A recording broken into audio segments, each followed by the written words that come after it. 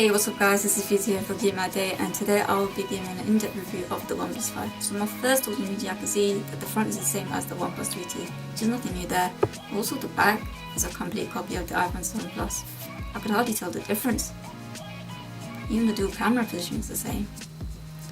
Well, at least there's a headphone jack, for now. Other than that, the phone has a smooth back, it's comfortable, really light and thin to hold. We have the volume button and the alert switcher on the left. And we have the dual nano SIM card holder and the power button on the right.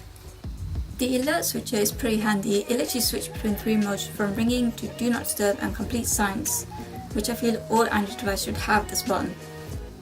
Now the display is a 5.5 inch 1080p display. I recently heard about how a couple of devices' displays were being shipped upside down, which the Oneplus have confirmed that this and the digital scrolling is in fact normal and they're going to issue some sort of fix. Luckily I didn't experience any of that. The phone also came with a screen protector reader on it, which was nice, saved me from buying one. From watching 1080p videos to browsing social media and playing games, the display and the colours gave a truly eye-popping and beautiful experience on this device. However, outdoor in the highest brightness level and the sunlight, there were some imperfections, but overall not too bad.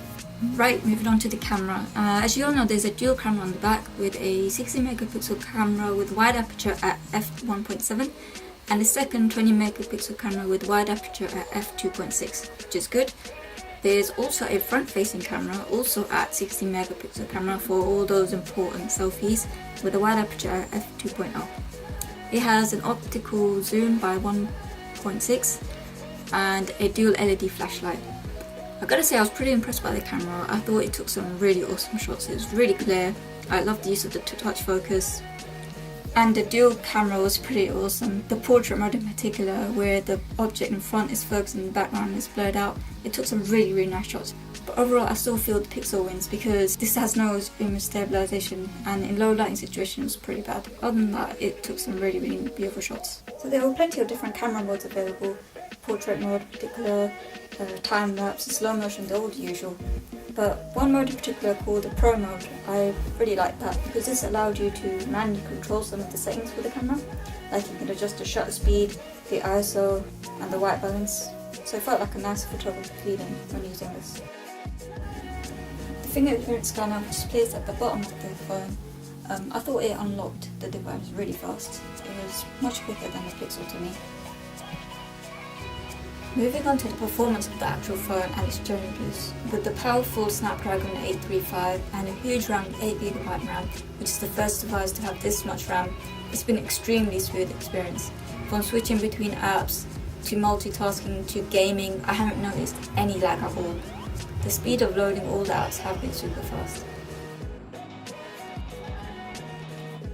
The operating system is Oxygen OS, which is based off stock Android, and it has the latest version available, version 7.1 Nougat.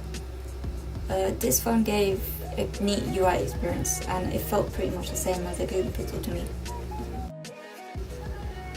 There's a neat feature where you can take a screenshot and it scrolls down for you whilst taking the screenshot.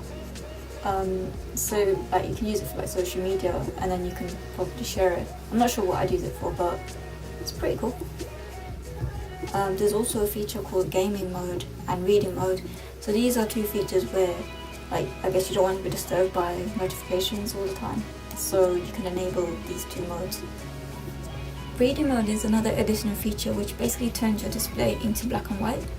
It's slightly different to night mode, but it gives you the feeling like you're reading a physical book or an e-reader when using it. You can even add specific apps to use this automatically, which can be quite useful. Moving on to the battery life of the phone, I was really impressed by how quick the battery charged by the dash adapter. It only took around 1 hour and 28 minutes. That's super fast charging right there. So that's a really great plus for the Oneplus 5. The phone's battery life is pretty good, I'd say, for a day's usage. I think this phone is easily able to last the whole day. But with my normal usage, I managed to get around 3 hours and a half of screen time from using my average apps to checking my social media, Twitter, Instagram, Snapchat, the whole lot. This was all with use of some Wi-Fi, but mostly 4G connection. By the time I returned home in the evening, the phone had 28% left, which is probably at least another 2 hours to spare. So personally I felt the battery was great. Overall, I thought the device was a great device. It has all the awesome features that any flagship smartphone would have, with a few minor here there about the upside down display and the jelly scrolling effect, which I'm hoping the OnePlus will fix. But the biggest question is it all worth the price? Well, for $499, you can get the slate grey colour with 64GB of storage and 6GB RAM, or the midnight black, the one that which I have, which comes with 8GB of RAM and 128GB of storage for $499. The pricing is questionable, but if you want something that is less price-wise compared to the Google Pixel or the Samsung S8, then I think this is the device for you. Thanks so much guys for watching my review. I really hope you enjoyed it. Please leave any comments or questions that you may have below and we'll get back to you. Please feel free to share this video, like our page, Geek My Day, and subscribe please. You know the drill. And if you want to follow me, you can catch me on Twitter at VizzyIsDizzy. Hopefully see you in the next one.